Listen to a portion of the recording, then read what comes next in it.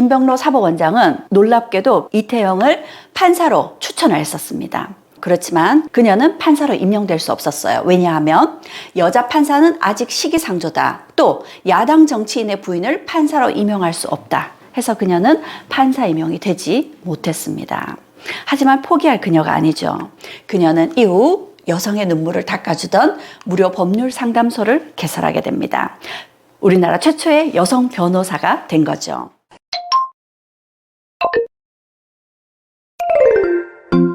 그녀는 자신의 집에 변호사 사무실을 개업했습니다. 방 한켠에 변호사 사무실을 개업했는데 소문을 듣고 새벽부터 여자들이 몰려들기 시작했습니다.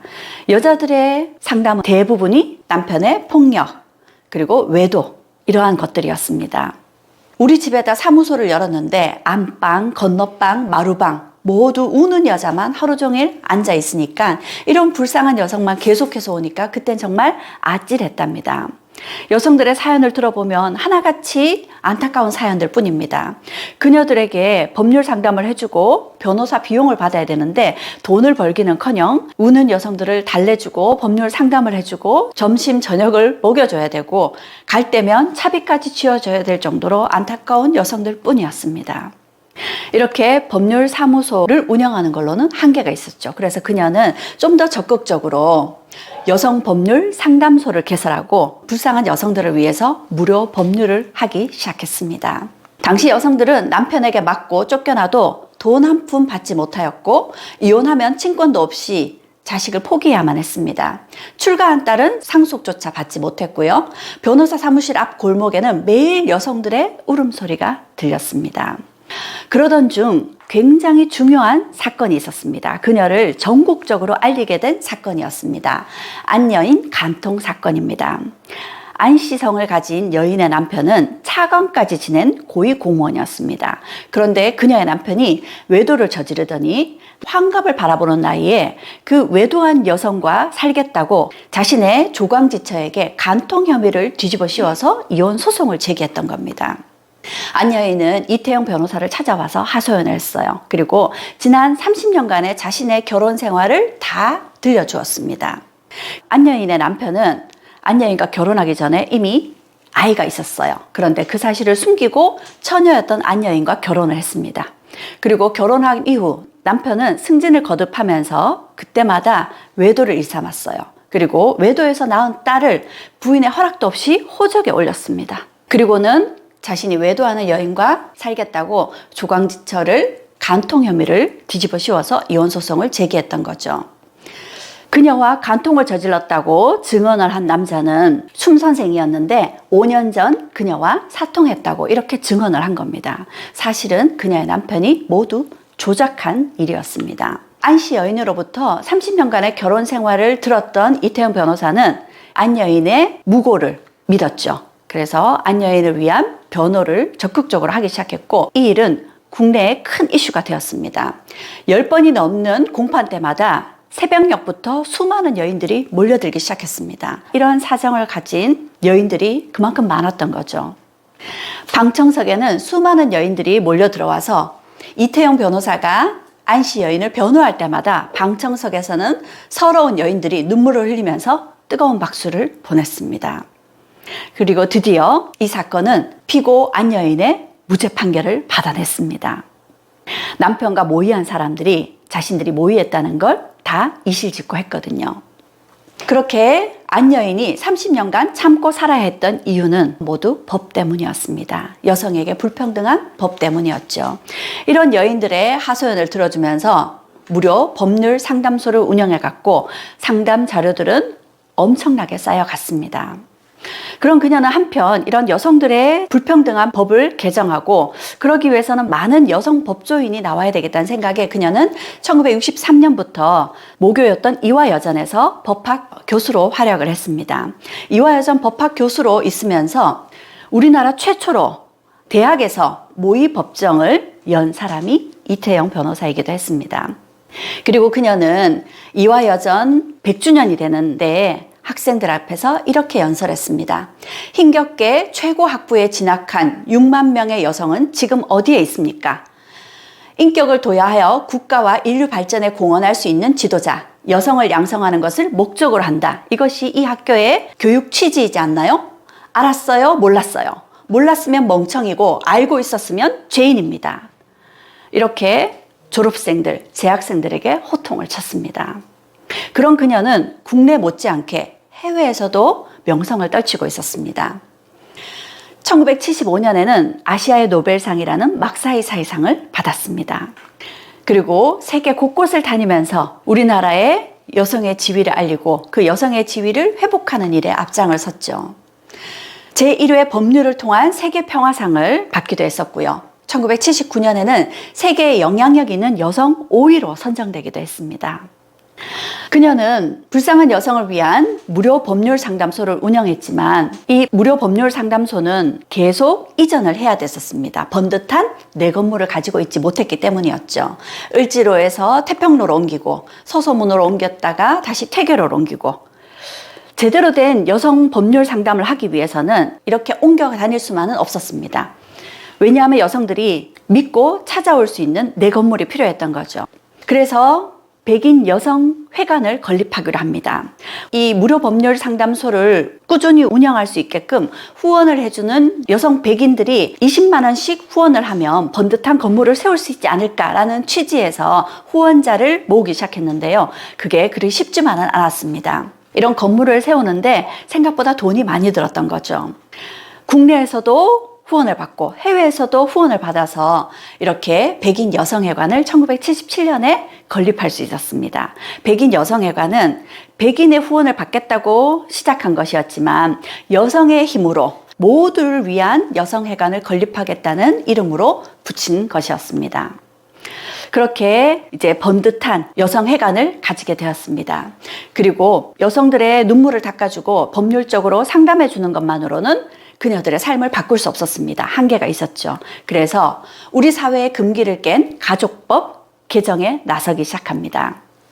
법의 보호를 받아야 할 여성의 권리는 온데간데 없고 오히려 법 때문에 억울한 여성이 나오고 있다. 그래서 YWCA를 중심으로 해서 여성단체 연합에서 축적 반대 시위가 있었습니다. 1960년이었어요. 첩둔 남편이 나라를 망친다. 처벌둔 공무원은 해직시켜라. 이런 권기를 내세우면서 반대 시위를 해나갔죠. 그리고 1957년에는 민법안 중에 친족 상속편의 수정안을 제출했습니다.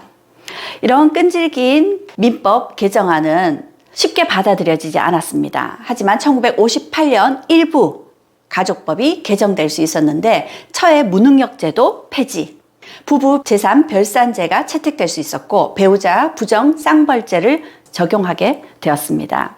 이후 그녀는 계속된 가족법 개정과 함께 가정법원 설치를 제안했고 1963년 드디어 가정법원이 설치되었습니다.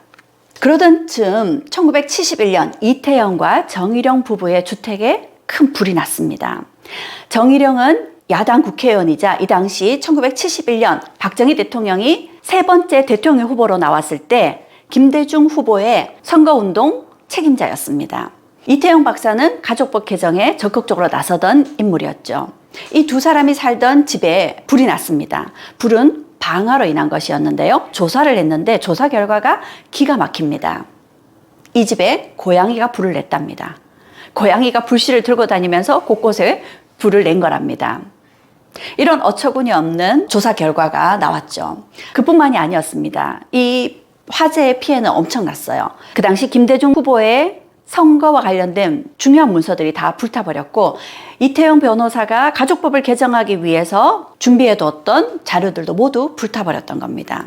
이렇게 그 당시 정부의 압박이 굉장했던 거죠. 그런 압박에 맞서서 이태영 변호사 역시도 대통령 유세에 힘을 보태었습니다. 그 당시 김대중 후보와 이효 여사 이 두 분을 소개해준 분 역시도 이태영 변호사였거든요. 그리고 가족법 개정을 위해서도 더 적극적으로 나섰습니다. 61개 단체의 여성 단체들이 힘을 합해서 범여성 가족법 개정 촉진회를 열었고요. 그런 끈질긴 노력으로 또 성과가 있었습니다. 1977년에 개정된 가족법입니다. 부부 공동재산 개념이 확립되었고 부모가 친권을 공동으로 행사할 수 있게 되었으며 어머니와 장남의 상속 지분이 동등해지게 되었습니다. 미혼 딸의 상속도 차남 이하의 아들과 동등해졌어요. 하지만 결혼한 딸에게는 여전히 상속권이 없었습니다. 동성동본 부부가 한시적으로 혼인신고를 하고 자녀를 호적신고할 수 있도록 허용이 되었습니다. 한시적이었죠. 하지만 그 성과를 두고 이태영 변호사는 이렇게 이야기를 합니다. 500년 묵은 인간 차별의 벽이 무너졌다. 여성이 새로운 것을 얻은 것은 없다. 다만 제자리를 찾았을 따름이다. 그 당시는 가족법 개정을 위해서도 노력을 했지만 박정희 정부 당시에 유신헌법에 맞서서 민주화운동에도 부부가 함께 했습니다. 1976년에는 명동성당에서 3.1 민주 구국선언을 했죠. 그런데 이 구국선언 때문에 정일영 국회의원은 국회의원직을 내어놓아야 됐습니다. 이태영 변호사 역시도 변호사 자격을 박탈당해야 했어요. 그리고 1979년 박정희 대통령이 서거하면서 정일영과 이태영은 국회의원직과 변호사 자격을 다시 되찾을 수 있었습니다. 위기는 그뿐만이 아니었습니다. 1980년 다시 신군부가 정권을 잡게 되면서 김대중은 내란 음모로 재판을 받게 됩니다. 당시 아무도 김대중을 변호해 주려고 증인으로 나서주지 않았습니다. 그런데 그 위험한 자리에 이태영 변호사는 증인으로 출석하기도 했었습니다. 그렇게 그녀는 남편과 함께 민주화운동에 앞장을 섰고요. 그녀의 남편 역시도 그녀와 함께 가족법 개정을 위해서 힘을 보태었습니다. 그렇게 부부가 함께 같은 방향을 보고 달리던 1982년이었습니다. 그녀의 남편이 돌아가셨어요. 이태영의 남편 정일영은 이태영보다 무려 10살이나 많았거든요. 남편을 잃은 슬픔은 생각보다 컸습니다. 그녀에게 남편은 아주 특별한 분이었거든요. 남편과 함께 있는 이태영 변호사의 모습입니다. 어떤가요? 세상에서 가장 행복한 여성의 모습이죠. 젊었을 때도 나이가 들었을 때도. 이태영의 남편은 사람들 앞에 서면 이렇게 얘기를 했었다고 합니다. 오늘 제 재산 목록을 공표하겠습니다. 제 재산 목록 1호는 제 아내입니다. 그리고 이태영 변호사는 남편에게 이렇게 이야기를 합니다. 당신은 늘 옳은 길만 가고 선한 일만 했으니 천당에 갈 겁니다. 그런데 나는 여성운동을 한다고 전국을 돌아다니면서 거짓말도 하고 나쁜 말도 해서 지옥에 떨어질지도 몰라요. 죽어서 당신은 천당에 가고 나는 지옥에 떨어지면 어떡하죠? 그랬더니 남편이 이렇게 이야기를 합니다. 이태영 없는 천당은 나에게 지옥이나 마찬가지요. 이태영이 있는 지옥이라면 그곳이 나에게 천당이요. 그런 남편이었습니다.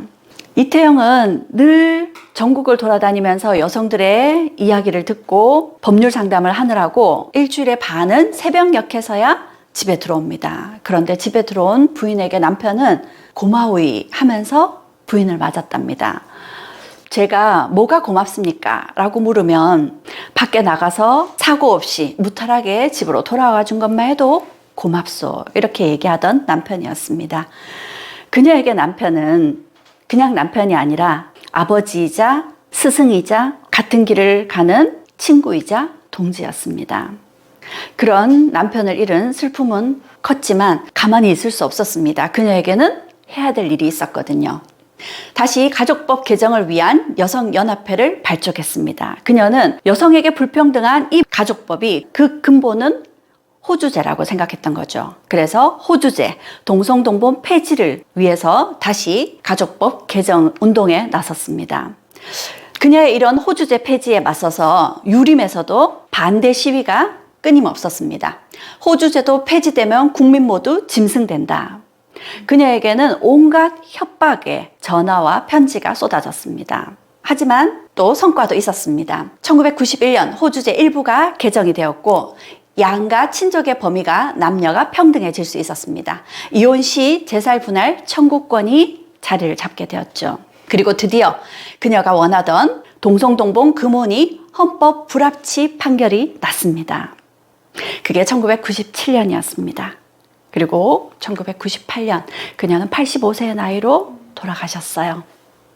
그리고 그녀는 남편과 함께 국립묘지에 잠들어 계십니다.